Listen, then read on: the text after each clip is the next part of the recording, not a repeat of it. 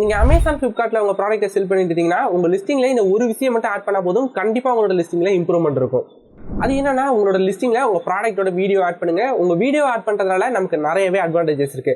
First நம்ம video add பண்றதுனால நம்மளோட சேல்ஸ் இன்க்ரீஸ் ஆகிறதுக்கு அதிக சான்ஸ் இருக்கு. என்னடா வீடியோ ஆட் பண்றதுக்கும் சேல்ஸுக்கு என்னடா சம்பந்தம்? ஆட்டோ கண்ணாடி திருப்பினா எப்படி வண்டி ஓடுன்னு கேட்காதீங்க.